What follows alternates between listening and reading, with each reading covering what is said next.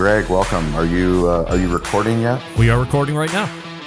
Wow, you sound so fantastic, Greg. That is a beautiful microphone you have. Don't I know it? All right, you guys. Well, welcome to the Digital Hospitality Room. We're going to ping some more people in here. This is the Digital Hospitality Room on Clubhouse every single Friday at 10 a.m. Pacific Standard Time. We meet and we discuss all things digital hospitality. Today's topic is how to make social media effortless, which is a great topic because this is the first Clubhouse. Well, actually, technically, it's the second Clubhouse room that we've recorded as podcasters. One of the cool things about Clubhouse is that it brings other podcasters together in one space. Typically, we have our own content schedules, but Clubhouse allows us to ping friends in that are doing things in the barbecue space, in the hospitality space, in the media production space, and we can all come together on Clubhouse and discuss tips, tricks, successes, and failures. And today, Greg Rempe of the Barbecue Central Show is recording this for our Digital Hospitality Room. Stover, our producer, is going to put it up on our RSS feed so that anybody that misses the conversation will be able to listen to it. So I'm going to let the room introduce themselves, and I'm going to pass it over to Stover. Hi, everyone. Welcome. Thank you for joining us this week on our weekly digital hospitality conversation.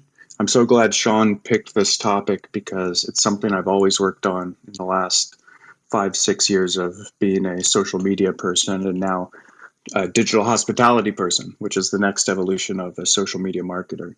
It's a lot better to be in digital hospitality because it's really focusing on the other side of the screen. You meet people in real life, you connect with them online, and there's all sorts of ways to deepen your connection, even if it's just someone that you meet on Clubhouse and you only know their face as an icon.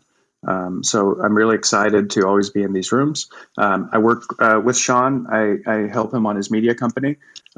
We turned a restaurant into a media company, and we're helping other businesses do the same because we think it's really important to be able to tell your own story, especially nowadays.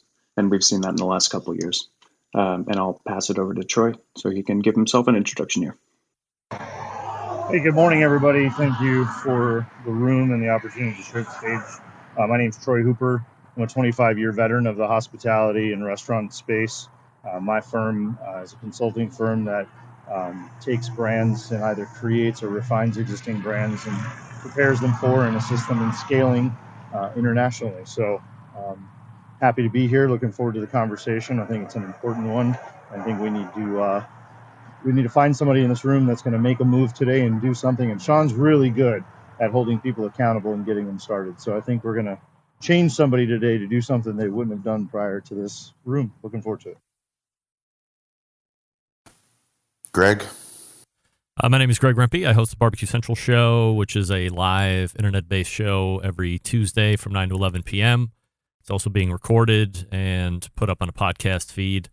I've been doing that for about 15 years, so I'm more of an expert in the podcasting realm, and I would love to know how social media could be made effortless because it seems like the antithesis of that for me being a lot of effort. So always want to get better. However I can help, I'm happy to do it, and I'm interested in learning all about effortless social media. That's me, and we'll pass it over to Kyle. Kyle, mic check. There we go. Hey, check. What's up? Sorry about that. I was eating my salad. Hey, guys. How's it going? My name's Kyle and Sarah. I'm a recovering restaurant owner, and I currently work in commercial real estate, helping emerging restaurant brands build out their real estate pipeline. Effortless social media. I'm all about teaching people and communicating with people about whether it's a restaurant, a commercial real estate broker, or anyone, how they can get their brand out there. I actually just had a very interesting conversation with a developer that we can maybe dive into later. So thanks for inviting me, Sean. Absolutely. I think we'll start with a story. I think the reason that I'm so excited about effortless social media is basically the people that are here on Clubhouse. You guys are all inspirations to me to make better content, to try different platforms, to do different types of what we call smartphone storytelling. So, Kyle specifically has really forced me and Stover and our Cali Barbecue Media team to lean into TikTok in a way that I didn't think I would be leaning into. But, we did a 3 TikTok 33 challenge. And that was 3 pieces of TikTok content every day for 33 days to get us to 99 pieces of content. And, through that experiment, through that being uncomfortable and forcing us to repurpose old podcast content and create new content, we got better at doing what we talk about all the time. And that's, pulling out our smartphone and telling a quick story, not necessarily a long form podcast, which we do every single week, 45-minute to an hour conversation that we publish into a blog. But this was more of one idea, one hook point, and how do we do that and also get other people like Steven, who's in the audience, part of our Cali Barbecue Media team, who runs our ghost kitchen in San Diego. How do we empower them to do the same thing so that we can not just have them share that video on their social channels, but we can repurpose it for at Cali Barbecue, at Cali Barbecue Media. I can put it on my channel because ultimately it's about storytelling. We were very fortunate just last week. Eric, my general manager and business partner at Cali Barbecue, we got invited to go to Toast, which is our point of sale company, their IPO on Wall Street. So we were part of 20 customers of their 50,000 restaurants that they have that got this special invitation. And I didn't have a video team. I didn't have Rising Tides Creative, who we usually have to do our drone footage and our behind the scenes video. I essentially just had my smartphone and my connections. And because of Clubhouse, because of the connections I've made with Kyle, literally because of Clubhouse and then being on his podcast, I reached out to him like he was one of my best friends. And he provided some East Coast hospitality and, met me and Eric the first day, took us to an incredible pizza restaurant, best pizza I've ever had in my life. But one of the things I want for this room and for this podcast, anybody that's listening afterwards, is we believe a rising tide lifts all ships. And literally, we can't do this ourselves. We have a lot of people that look at what we do and they say, wow, you guys are crushing it. You guys are doing so good. But ultimately, we're just trying. Ultimately, we're just trying the best that we can to produce as much content and better content, because through the quantity becomes the quality. So the more that we do it, the more comfortable we are pulling out our phone. And when we were with Kyle, we were making videos. Kyle has his own videographer who was absolutely incredible. He did a phenomenal job helping us produce a podcast while we were there, interviewing different people. But we were literally reaching out on LinkedIn. We were reaching out on TikTok. We were reaching out on Twitter, asking people in the city to interview.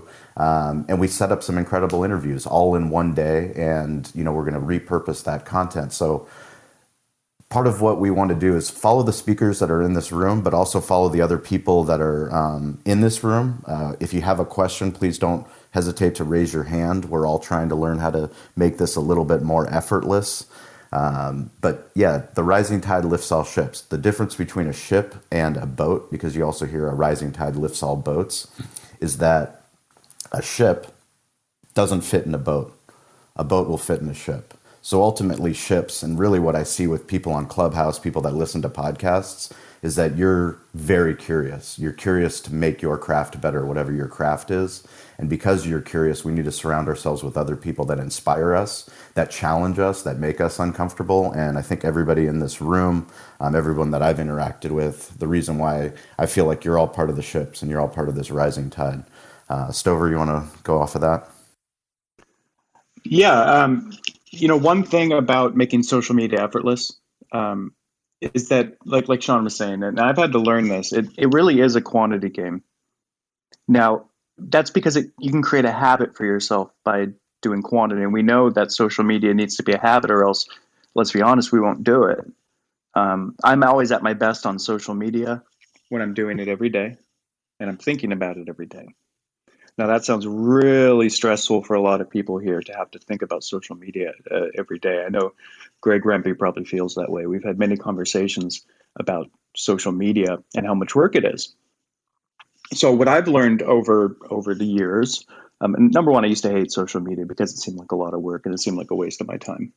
At the time, I saw it as a way to, talk about food or maybe meet, someone. But nowadays, I see it just as a way to connect with people because we're not leaving our houses as much.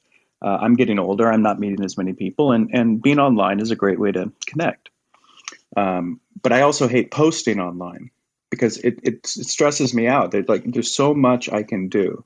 There's so many pictures, so many video, so many words I can use, so many hashtags. And how many do I use anyway?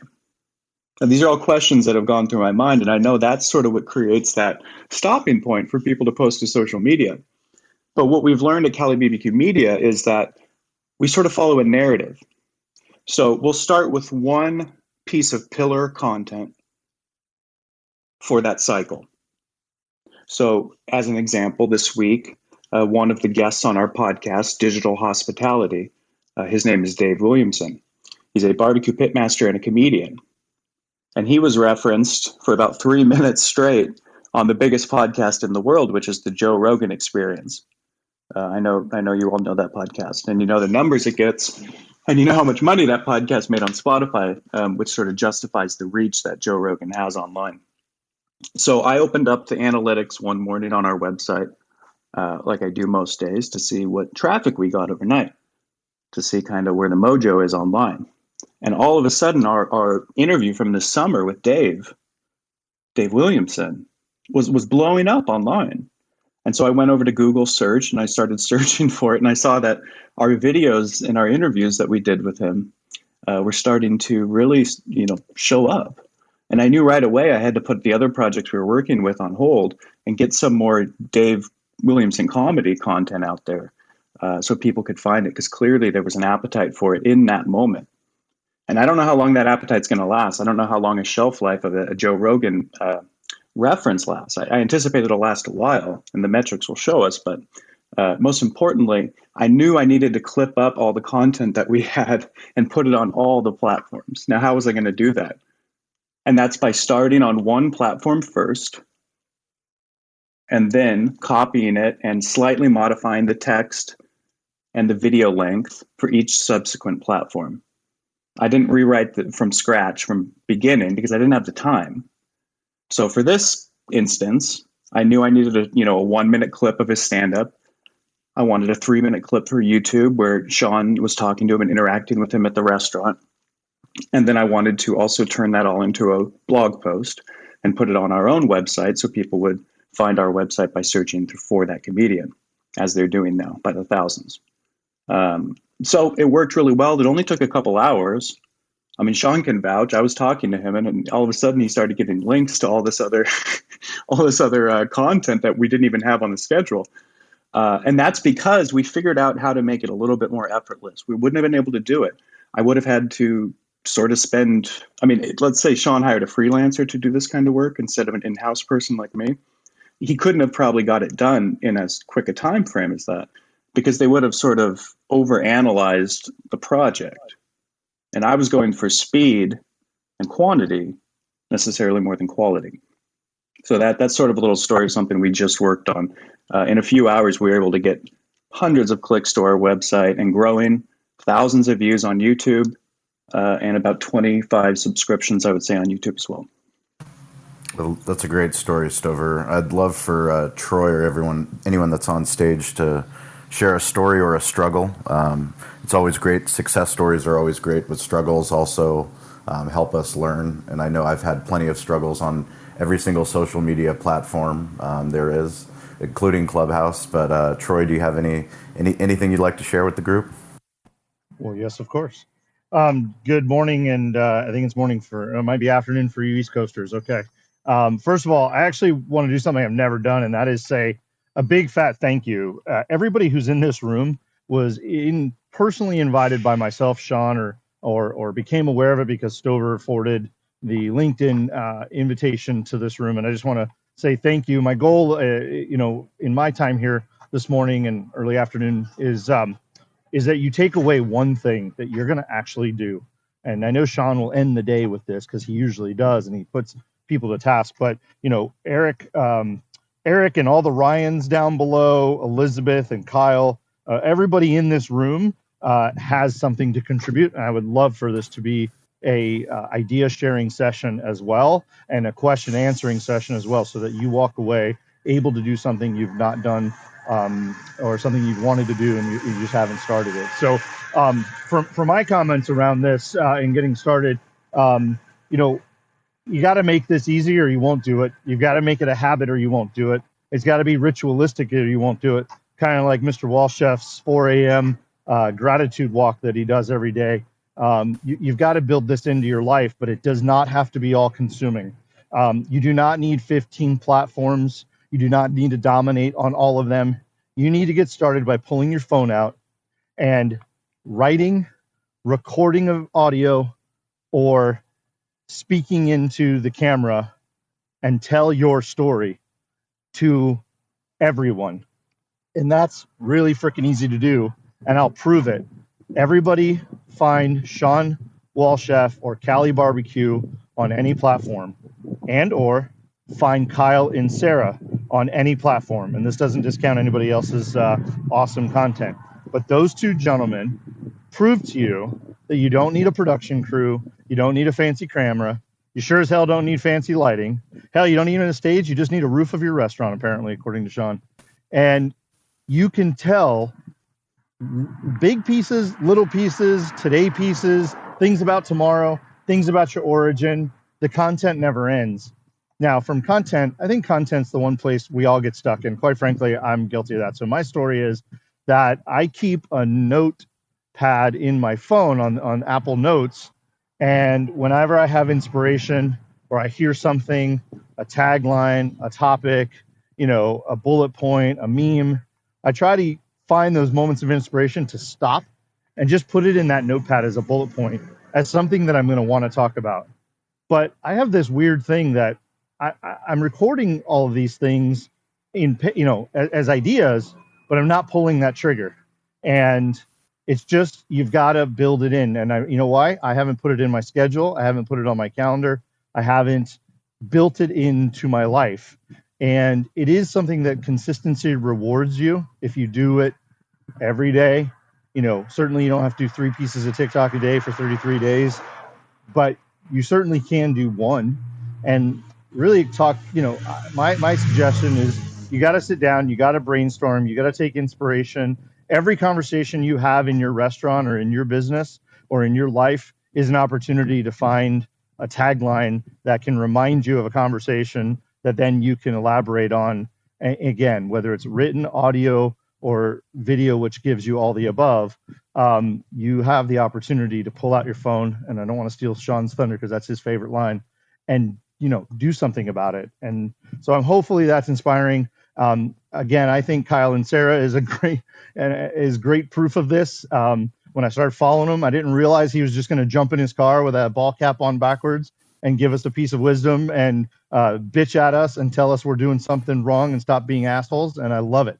I absolutely love it. But you know what? He also gives us like refined moments. It's whatever life is throwing at you that you can utilize. So hopefully that's a bit of inspiration. But, you know, Sean, I did bring, and we have Kyle and Greg here, but Eric Brown is in the space. Elizabeth has a really unique take in the space. All 3 Ryans down below need to get their butts up here because they're all very well qualified to talk about different tips, tricks, tools, tactics.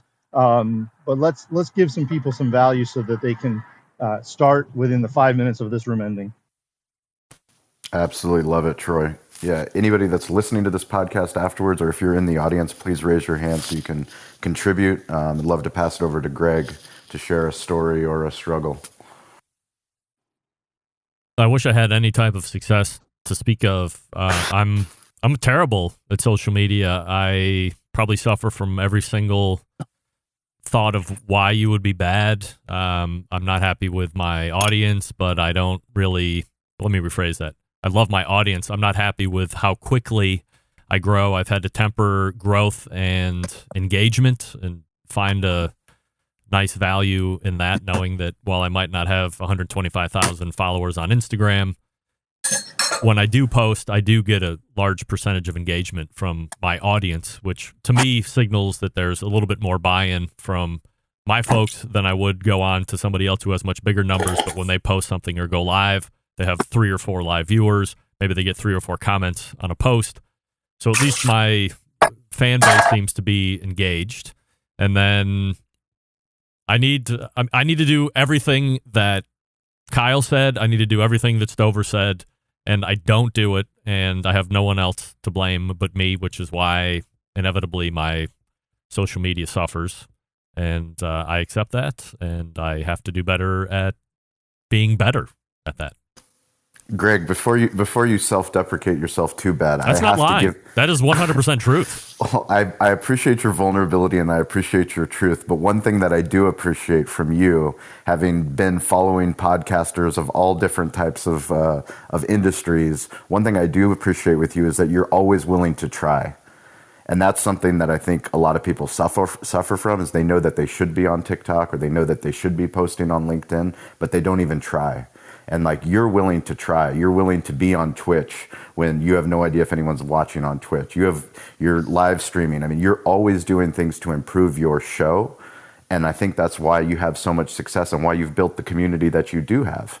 You know, yeah, we all want to have 3 million subscribers like Sam the Cooking Guy on YouTube. That would be phenomenal, and we'd have a lot of different opportunities. But, you know, don't discredit the work that you have done. And if you're not following the Barbecue Central show, please go follow it and go listen to what Greg does, because especially if you're trying to get into the podcasting space, there's nobody that I trust more with audio production than Greg Rempe. So thank you, Greg, for being vulnerable, but we have to give yourself a little bit of credit. Kyle, what's up?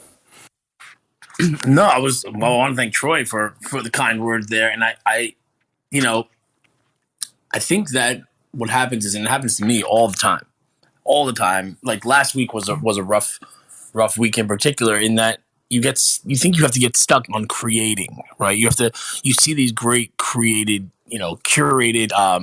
experiences, or like well filmed, great lighting, great editing videos, and I sprinkle them in there like once a month for me. But the reality is, documenting is a great way to get the creative juices going, to get the content machine going, is to just document what I just listened to a webinar yesterday with a couple of branding guys, and they're talking about their niche, and it's not going to be that interesting, and they went in talking about go into YouTube and look at some of the niche stuff that's there, like literal underwater basket weaving videos, to prove a point. Like, you have gold in what you do in the day to day, the tiniest little things. I was with a developer this morning, actually out of California, and she was saying, I don't know what I could post for content. And then she said to me, I can tell this building's old, in a different conversation. We weren't talking about content creation anymore. And I said,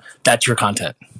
How can you tell just by looking at this space that this is old? It looked older to me, right? We're in New York City, old place. And she said, you see the ductwork here? This is like from the 70s. And I'm like, that's it. That's your content. And she was like, holy shit. Like, she's struggling to get on Instagram. Same thing. And I said, make a video showing the ductwork, then show you talking about why that means that that it's old. So I would encourage people to start with that. That starts to seem effortless after a while. And it's that genuineness, like Troy was alluding to, like the backwards hat and branding in the car, that really gets the most engagement. That genuineness, that authenticity, and it starts to just become part of your cadence. It doesn't feel like this big heavy lift that you have to accomplish every day. And I think that for me was a real eye opener, and a real thing that unlocked a lot of stuff, because I wasn't allowed to do it. The company I work for wouldn't allow me to put social out unless it was some curated piece that they had to approve. That for me has made things, somewhat effortless. That and pillar content. Like, what's your one thing, like a podcast, your blog post, or whatever it is that can then be spun off into different pieces. So a video, a podcast, a quote from the podcast. I know, I think Jensen I don't know if he's here, but he does that really well. The quotes from the podcast, the audio over an image of somebody from the podcast, it just becomes that thing that feeds the rest of your content. And I think those are two really good places to start if you're struggling with finding the time or even getting motivated to create. I love that. I hope people took that away. But the fact it's a perfect example of content is in that storytelling of the old building. Something that somebody has literally spent their life understanding commercial real estate, developing properties, understanding New York City, something that they already know in their head, but so many other people don't know. And that is the content, that is the gold. One thing I wanted to go back to with Troy was one of the things that helps is scheduling weekly an hour of video time. So you have all those notes in your phone, scheduling an hour of this is my short form video time, and whether I'm on the top of a restaurant like we are, or you're sitting holding your son or whatever you're doing. Jared, I don't know if Jared's in the room, but Jared, he does videos after he publishes his podcast with his cat. I mean, it's hilarious, and I love it because he's talking about, you know, a video podcast, but he's literally filming himself with his cat. And I know Troy, the first thing that made an impact on me on these Clubhouse room was Troy was typically nursing his son. You know, he has a newborn son, and immediately it was relatable. Yes, he's in the hospitality business. Yes, he knows what he's talking about. He's very impressive. But because he was a son, made an immediate impact on me as a new dad, as someone that has a 4-year-old son and a 2-year-old daughter, thinking of, you know, how would I coordinate being on Clubhouse and, you know, trying to make sure my son's not kicking and screaming and crying. So, but Eric, welcome to this. Go ahead, Stover. I was going to say, Sean, that we've seen from the metrics that the high quality videos we make do get attention, but the ones that are self-produced quite often do much better in terms of numbers. So I just wanted to point that out, that if you turn the camera on yourself, that doesn't mean you're sacrificing quality. That's giving the audience what they want. That's a great point. Eric, welcome to the stage. Do you have you want to share a little bit about yourself and a story or a struggle? Yeah, thanks. I appreciate being on stage with all of you. So many experts here. I definitely feel honored to be up here. I'll share a couple of things. So I run an agency called It's Possible Media. I work a lot with restaurant operators to help tell their stories. And, you know, making social media effortless is actually a challenge that I run up against a lot because, you know, as people in the industry, you know, depending on where you are in the technology spectrum, often it's, you know, on the lower end and not good with technology. And there I am saying you need to be telling your story on social media because that's where your customers are. So one of the tips that I often give people that kind of put the light bulb into their head is focus on documenting, not so much creating when you're starting. You know, that'll kind of frees them to say, hey, there are many either teachable or shareable moments throughout my day. I don't have to necessarily worry about being a social media expert. I'm an expert in my business, and I can share, you know, my value, my vision for my company, what's going on with my employees, and even the struggles, right? So it doesn't have to all be good. And I think when you start focusing on that organic content, and to your point earlier about not being 100%, you know, amazing with the production quality, when you focus on organic, it wins every time. So, you know, I tell people that, you know, you might not be an expert. You can't be all things to your business. So definitely invest in yourself to, you know, learn the tools, but also work with a team that can guide you in the process. And, you know, I think when people really think about social media and add it as part of what they just do, a part of make it a habit, then it just becomes a lot easier. And I think that's a lot of what's been shared, but I just wanted to echo that. So thank you for allowing me to speak, and I'm done. I love that. Eric, I have a follow-up. Do you have any success stories of any restaurants or any clients that you've worked with that kind of have had what we call the oh shit moment? Kind of they've documented, they've taken this advice that you've given them, and then they've realized that it's actually easier than we make it out to be, that they've established the habit of now doing it and producing content? Yeah, I do. Actually, you know, one of my success stories that I'm proud of is a friend of mine. Well, he's a friend now, Chef Michael Page, who opened Tulalah's Southern Grill, and it's in Northwest Edmonton, Canada, I guess. But he, you know, we were talking. He's like, "Hey, I'm going to open up this restaurant." He opened up in February of 2020, by the way. And he's like, "Oh crap! You know, I hear about all this COVID stuff happening. I'm really scared. I just invested my life savings into the restaurant, and I don't know what to do. How am I going to get customers in the door?" And I just said, "Just document the process, man."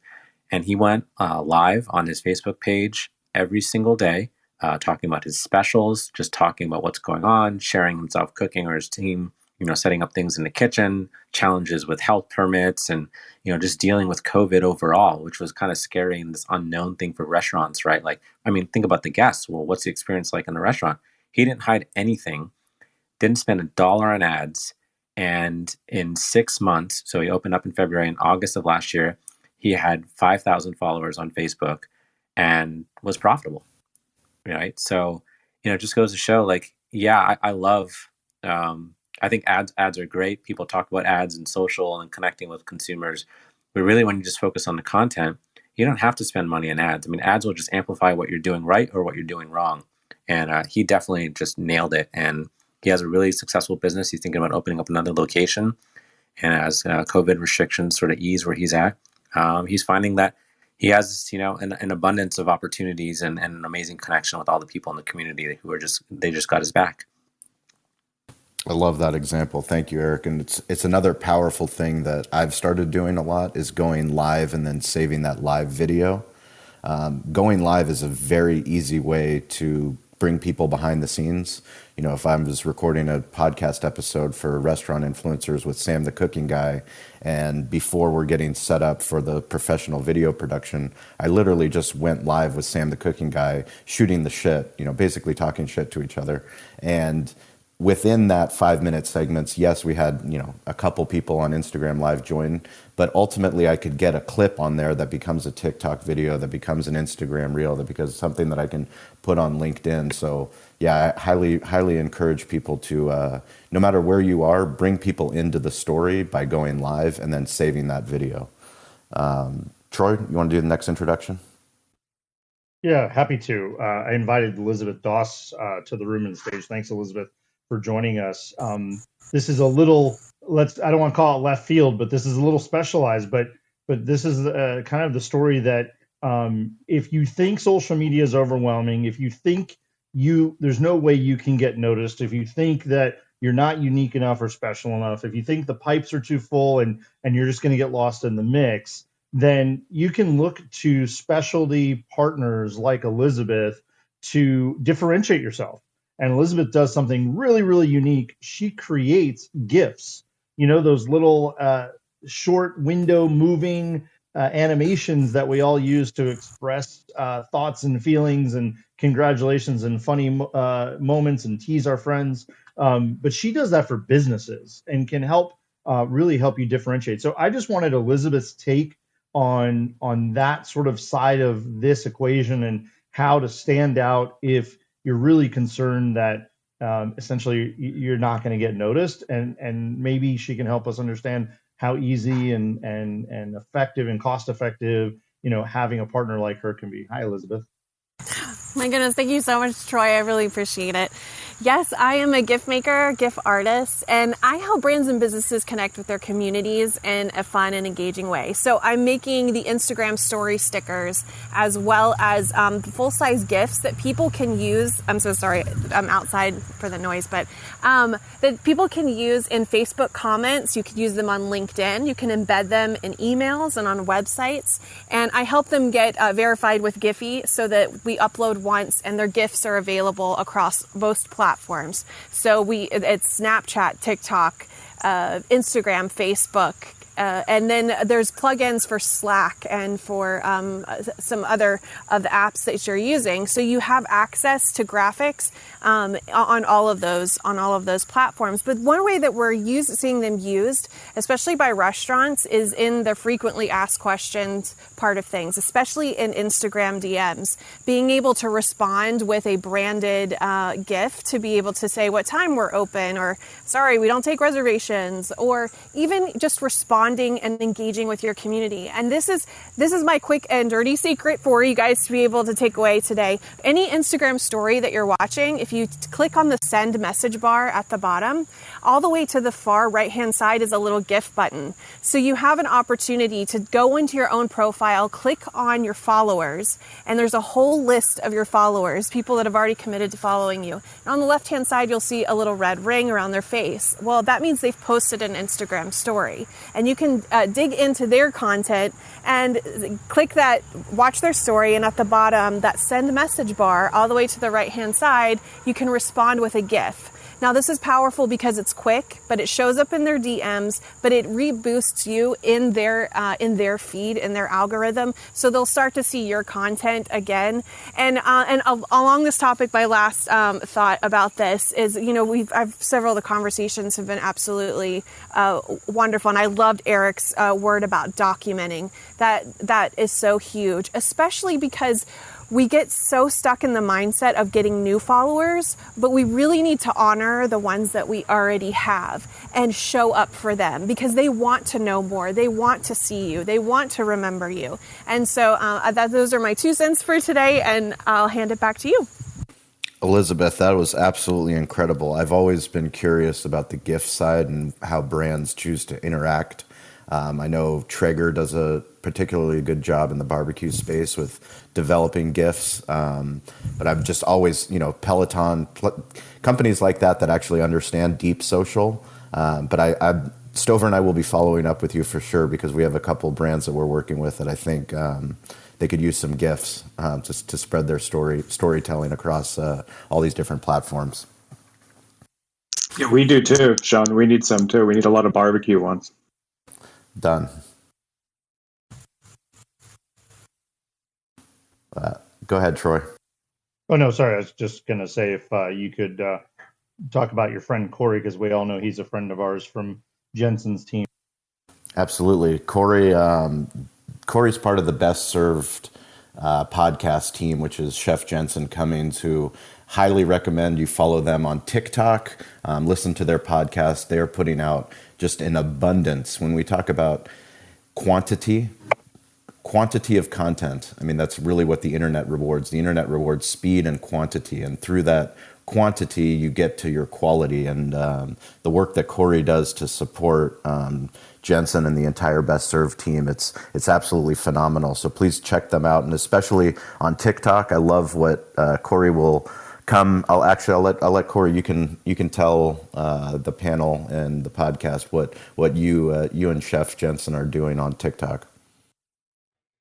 Yeah. So kind of like what Kyle said. He said pillar content. We focus a lot on pillar content, starting with one thing, breaking it down into multiple different things, audiograms, TikToks. We've had, somebody say something on a podcast and Jensen's like, that's good. I want to use that as a TikTok. We'll sit down, record that. We did the 3 for 33 TikTok challenge with Kyle and Sean.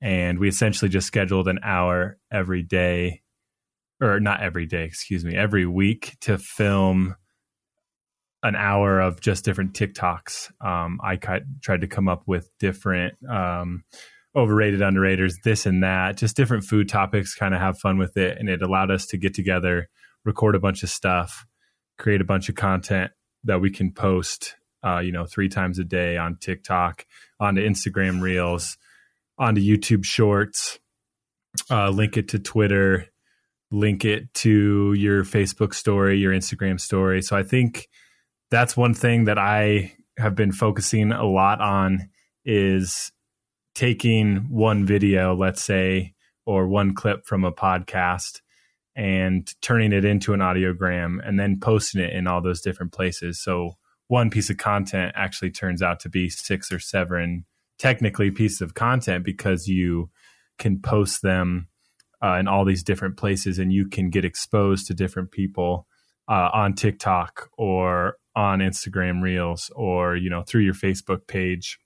I know Facebook is starting to do their own version of Reels, and it's kind of in beta right now, but we've been posting that on Chef Jensen's personal page and getting a lot of views from that. So I think that's a good way to approach it, and how to make it effortless, because you're just kind of reposting the same thing over and over again.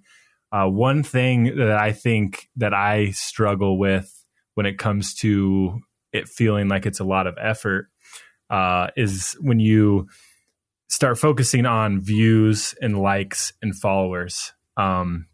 I struggle with this a lot, just because we were actually doing the 333 challenge, and we were averaging probably like 150 views per video. And all of a sudden, I'm not exactly sure what happened, if we got shadow banned or if what happened, but the videos we were posting, they're averaging like 50 views now. Just kind of came out of nowhere. We were getting, five views in 5 hours. And I think when you start focusing on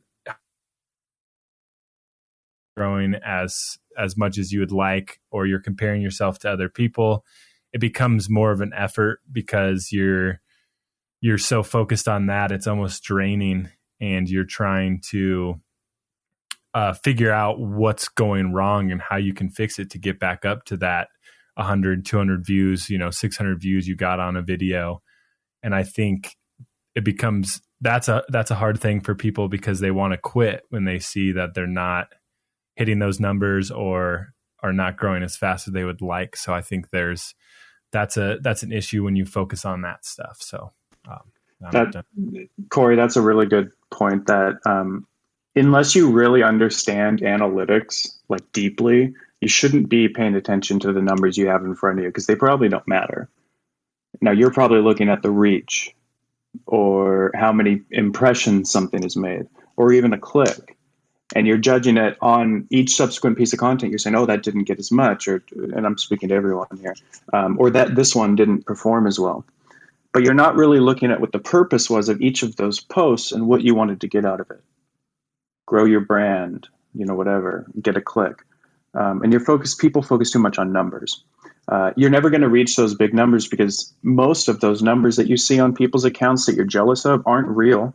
Number one, you inherently feel this when you look at those big numbers. You see accounts with 100,000, 200,000, 300,000 in your industry, and you're like, how did they do that? Number one, they either got in year one of Instagram when everybody was joining and they were following anyone they could find in that industry. Or number two, they bought a bunch of bots or bots started following them. The real secret is to look at how good their comments are or if people are connecting with them and vice versa. So again, to echo what Corey said, don't focus too much on the numbers. It'll just depress you. Focus on just making interesting educational content. Sean, before you jump on, I wanted to slow down for just half a second with something that Corey and Jensen do, just as a little tip for everybody out here. As part of your process, Corey, and you can jump in if I have it wrong, you will sit down remotely with Jensen over a Zoom type call, and you will ask him questions about current events, one after another, and have it just sort of prop him up with talking points, right? Corey, is that correct? Depends, but yeah, for the most part, he doesn't know what I'm going to come with. And exactly. I just ask so it's fresh perspective. But instead of him having to do it by himself, he has someone to help him, sort of give him ideas of things to talk about. And then they can go through and just clip up portions of that one video call and you'd be amazed at how much you can do in an hour. We've done like 16, 17 TikTok videos in under an hour just by doing it one after another and cutting it up later. So I just wanted to point that out, Sean, that it's just as easy as jumping on Zoom with someone and having them ask you questions and then just clipping those up and putting them on social. Yeah, no, the one thing I definitely did want to point, this is how to make social media effortless. And as much as we talk about smartphone storytelling and to actually use your own iPhone or your Android to record video, short form video, put it on TikTok, it's very powerful when you add someone else to your team to also tell the story. And what I love about what Corey and Jensen do is that it's an interview. So you take that entire prep work out of it. And I'll give you an example for me is I love it when I can tell Eric Olafson, our general manager, my business partner, person that's been with us at Cali Barbecue since day one, since 2008. I love when he's on video telling his story because he has a unique voice. But he typically isn't going to come to a video the way that I am with one idea in order to share. So what I do, like when we were in New York on Wall Street for Toast's IPO, is I interviewed him. So he doesn't know the questions I'm asking him, but all those people that are here in Clubhouse, the people that are listening to this podcast, maybe you're not as comfortable coming up with original content, one idea, 15 seconds, 30 seconds, but you can have your spouse ask you questions. And that could be part of this process. The whole idea is to make it effortless. So if you're on Clubhouse, you have something to say. If you're listening on a podcast, you have something to say. have somebody ask you questions and record that, and that's another way to start to produce more content. So I love what Corey and Jensen are doing. Troy, I'd love for you to introduce the next Ryan's Peter's Pasta. If you're not following him on TikTok, guy is absolutely crushing it, and he is a model of consistency. I love how often he's going live. But Troy, go ahead, take it away. Yeah, and before we do that, because we're coming from a conversation around don't look at your likes, don't look at your follows, we're about to introduce a guy that is gotten over 2.4, I think it is, million people to follow him on TikTok in about a year. So don't measure yourself against these kinds of numbers. But the reality is, and I just want to kind of echo and talk about real quick what everybody's just talked about in the last couple minutes is, guys, it's super, super simple. Pick up your phone, talk about yourself, talk about what you're up to, talk about your team. We're going to give some tips and tricks at the end here in about 15 minutes, but you got to break this down to the simplest possible common denominator, and it's about brand. One piece of content will catch one person's eye who will make them interested in you, and ultimately, at some point, if that interest continues to grow and they find it interesting, entertaining, informative, etc., they're gonna convert to some kind of customer-client relationship. Who knows? They may refer people to you. They may bring you a product or a vendor relationship. You just never know what's going to fall out of the sky when somebody, and more often than not, the most influential and beneficial people from social media in your life and your business are the ones that are being very quiet, watching you for a good while. So the consistency really matters. But I want to introduce Ryan Peters. I don't know if everybody's ever introduced him like this, but Ryan Peters is the producer of Pasta Porn. Here's a guy who literally makes pasta online, live, and recorded, and puts it out on the internet, and has over 2.5 million people following him. And now he's getting to go all over the country. He's a sports fan, obviously, because he's making pasta in different stadiums. And Ryan, I wanted to introduce you to Chef Cooper, but he had to leave. We're going to do that introduction. You're going to be making pasta at the Atlanta Falcons Mercedes-Benz Stadium here in the near future, my friend. Let's have that conversation. Ryan, take it away. Thanks for having me. Really just happy to be in this room with you guys and everything. And part of this conversation, I really echo what kind of everybody has been saying so far. Like, going by the title of the conversation, how to make social media effortless. At the end of the day, like, I get at this point now, like, tons of messages from people asking me for like tips and tricks, and like, you know, I want the numbers that you're getting and all this stuff. And at the end of the day, I give out all the advice I can, because I want everyone to be able to create and build their brand. But I think the biggest thing that holds so many people back is literally just doing it. Like, everyone in the day that we live in now, everyone can be a content creator or whatever. Everyone has a phone in their pocket. It's just a matter of getting over that hurdle of putting yourself out there, because it's uncomfortable sometimes. It is like turning the camera on yourself and putting yourself on the internet for maybe 100 people to see, maybe 1 million people to see. Like, that's really, really nerve-wracking. But I think doing that, and then once you start, it's really, really hard to stop, because it's addicting. But it's just, you know, the opportunities and the rewards that can come out of it just speak for itself. Sorry, I'm not really sure what exactly to talk about, but I can answer whatever, but happy to be here. Ryan, I'd love to ask you a question. Is there a platform that you're not strong on that you're working on, and what are you doing to work on it? Yeah, my biggest focus right now is YouTube. Really just with the explosion of YouTube Shorts. I'm trying to, you know, for me, obviously, I've kind of built my brand, my social media career, if you will, with short form content. And that's great, but I want to introduce long form content. So for me right now, I've been leveraging YouTube Shorts to basically build my brand awareness there through Shorts, because just of how powerful Shorts are to build a following on the platform. And then once I establish the brand there, the plan is to kind of really break into much more like long form, in-depth tutorials and vlog type stuff and all that kind of stuff on that platform, just to really kind of leverage as many of the platforms as I can, not just be tied to TikTok. Do you have one piece of advice that you've learned on Shorts that you could share with us on YouTube Shorts? Yeah, it's a piece of advice that I have to remind myself of because it's hard, but it's just consistency. Like one of the main reasons why I had the success I had on TikTok was my consistency for a period of time when I was on the platform on TikTok for 1 year straight. I was posting at least once a day, if not 2 to 3 times a day for 365 days in a row.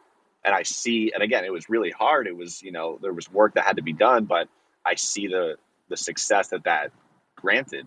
I need to put that same effort into YouTube because I've had some success on YouTube Shorts. I've had 2 months ago I had 500 subscribers. I posted one of my TikTok videos and it hit 15 million views and kind of blew up my page there a little bit. So it's just a matter of being consistent, being active on the platform, and just content is king. Like just feed the machine. Love it. Troy, you want to introduce Ryan? Yeah, guys, here's a success story for you. Ryan Mondragon had the great pleasure of sharing some good pizza with him recently when he was in LA. Here's a guy who started during COVID a at-home, at-your-business pizza catering company with portable countertop wood or gas-fired pizza ovens, and now has grown his business in a year and a half to have the need to come down to LA and buy a rolling wood-fired pizza oven the size of a car. But Ryan, I asked him to come today because Ryan is killing it on social, in my opinion. I follow him on Instagram. I follow him on TikTok. And he's just doing it. And I don't know, Ryan, it looks really effortless, my friend. But please tell us what kind of thought, what kind of effort, what kind of tips or tricks you would give, and how that has impacted your business and the growth of your business, as it seems like you sort of started both at the same time. Yeah, I'm Ryan. Everybody, nice to meet everybody in this room. I like to leverage my community, leverage local artists in any form, and use them to help me create content. And that's to me, just engaging with the people I see every day, or just in my community every day, is like been huge. Just for me, just getting, booking parties or getting to know people on a more deeper level. And that's what kind of has been working for me right now. And I'm always just want to be like an open book and just keep on learning, because I don't know everything. And coming into these rooms, listening to these guys, I'm like, wow, that's a great idea. And I always take notes. Just be like a forever student. That's my motto. Just be a forever student. Ryan, do you have a particular platform that you're excited about right now, or something that you've learned recently that you could share with the group?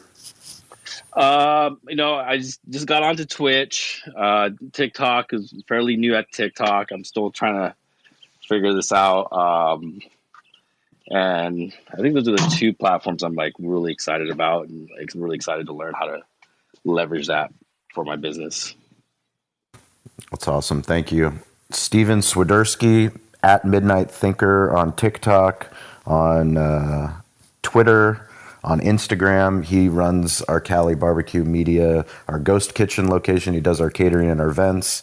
He's getting ready for Sunday. He's going to do a full VIP catering for the ATP tennis tournament that's come to San Diego. So we're very excited about that. So he's going to do that. We're going to go create content on Sunday about that. And then he's going to go run our Ghost Kitchen afterwards. But what I love about Steven is his willingness to be on Clubhouse, his willingness to continue to learn, and his willingness to go in selfie mode to tell the stories that I can't tell. As our company grows, we can't be everywhere. The only way we can be everywhere is through our team, and everyone on our team has a smartphone. So the more that we enable people to do video, audio, written word, and images themselves and share their story, the better off we can be, because then people know our story. So Steven, do you have any success stories or any struggles that you'd like to share with the group?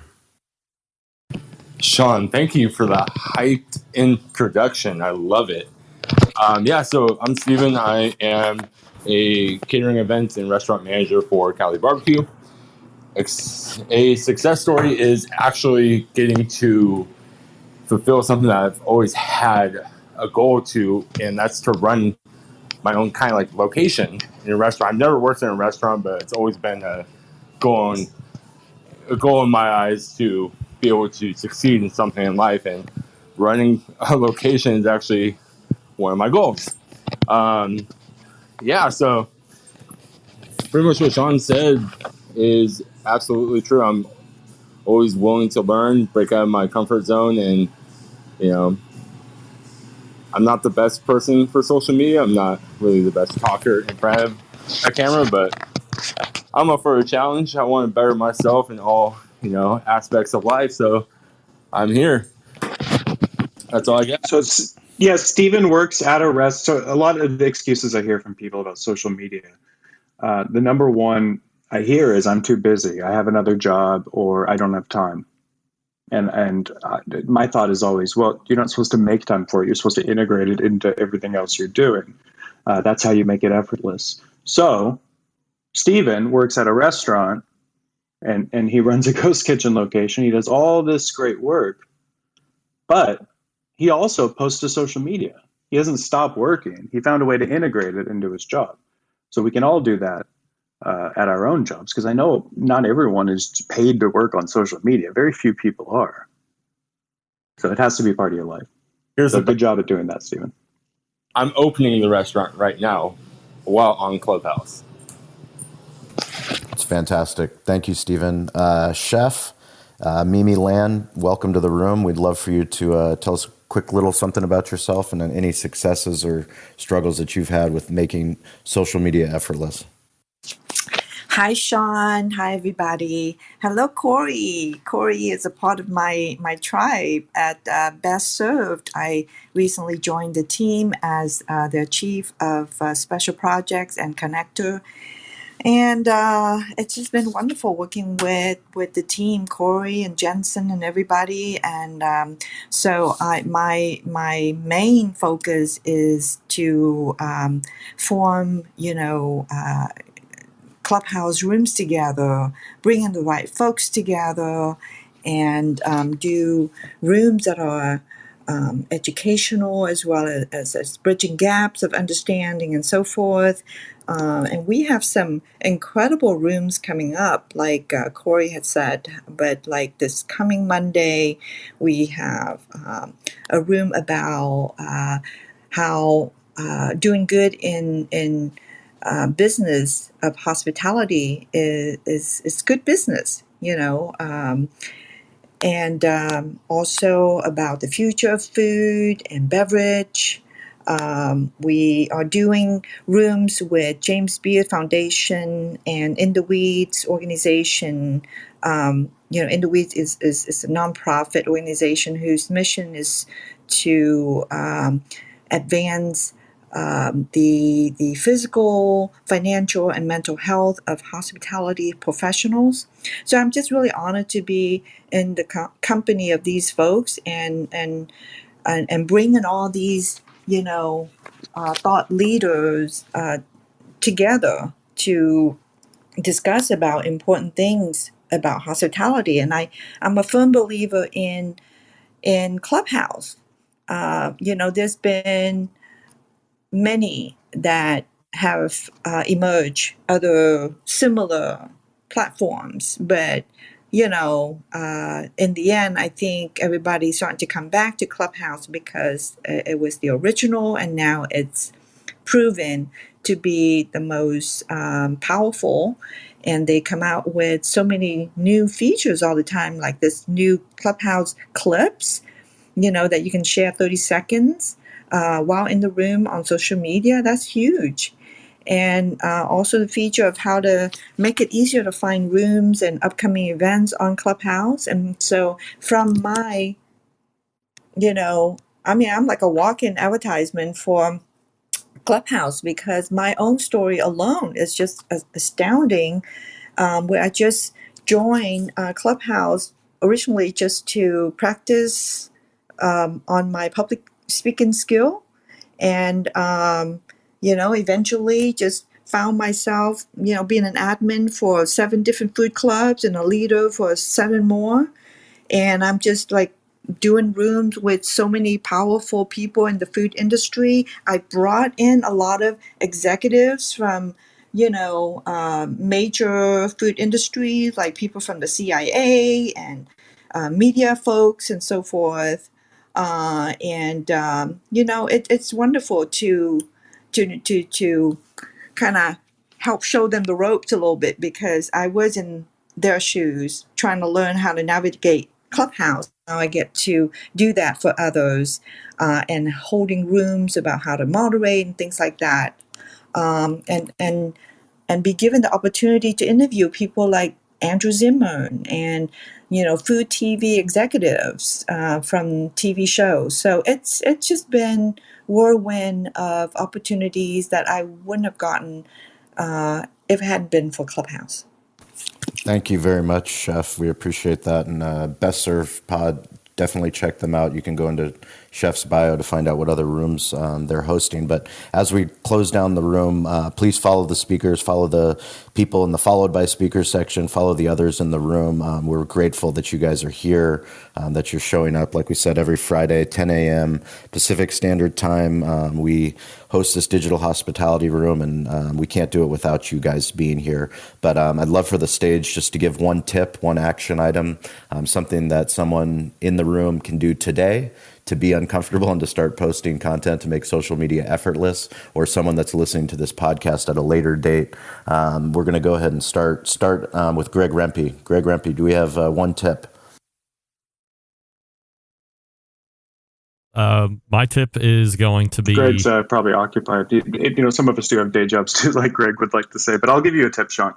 The tip that I would like people to try today, and I will do it too, is to record. So number one, pick a news article that is in your industry that you're interested in, something you read today or will read. We should all be reading our industry news every day anyway. And make a 1-minute selfie video of yourself reading a portion of that article and then responding to what you just read. And do it for less than a minute, 59 seconds. And what I want you to do is post that and recap what you talked about in the caption and see what it does. See what people say. See if it creates a dialogue. And you'll be surprised by the power that will do. Love it. Troy, what's your one tip or takeaway from today? Very similarly, if you've never done it, just introduce yourself. Tell people who you are, what you're about, why you want them to know about you. And if you have done that and you do have social media out on the internet and you have been stagnant, then reintroduce to yourself. Say, hey, I've missed you guys. I'm back and I'm committed and I want to start telling you stories and I want to hear from you and tell me what you want to hear about. Crowd source your content. Sit your staff down and say, who in here loves TikTok? Great. Who wants to help me make a couple of TikToks? Great. Let's go in the kitchen, get on the counter, and do a dance. Done. Now, you don't have to do a dance, for gosh sakes, but do something and get help, and you just got to be consistent. But I know there's more than one tip. I apologize if I stole anybody else's. That's all good, Troy. Eric, do you have one tip or takeaway?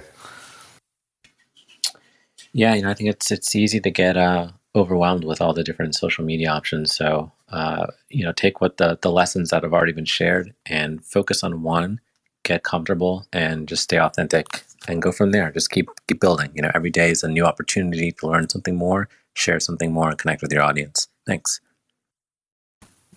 Thanks, Eric. Elizabeth, do you have a tip or a takeaway? Sure. So my tip is to practice being on video by sending short video messages, either through text message or through Instagram DMs. It gets you practiced in holding the phone in the correct place, but also speaking like yourself and not a weirdo robot. And so you can start telling stories and speaking to your best friends first, and then you can start talking to your audience in your authentic voice. And that's my tip. That's awesome. Ryan, you got a tip or takeaway? Big takeaway is just ask for help. It's okay to ask for help, and it's not a bad thing. We're big fans of asking for help. That is probably the best thing that you can do. All these people that are here on the stage in the followed by section, there's never been an easier time. There's no more gatekeepers. You can literally DM anybody that inspires you. So yes, definitely ask for help. Chef, do you have a tip or takeaway? Yes, I agree with what Corey shared earlier, that not to focus so much on the numbers, but it's the engagement level that's important. Just connect with people, engage, and don't worry so much about the numbers. Thanks. Steven, you got a tip or takeaway? Yeah, so I'm going to take 2 words from you that you use every day on these clubhouses. Stay curious, ask for help. But also, I need to learn not to cover the speaker or microphone when I do videos. Yeah, and clean the camera lens. People always say that. That's the advice we give if we're talking tactile things.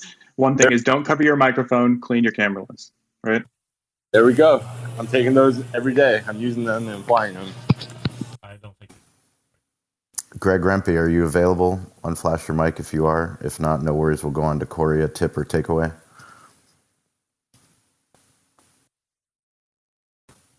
All right. Well, I'm going to end with something that's a little bit off the cuff for social media, but it's something that I was thinking about before the call, and that's if you don't have a credit card on your iPhone or for Google Pay, I would suggest putting that on.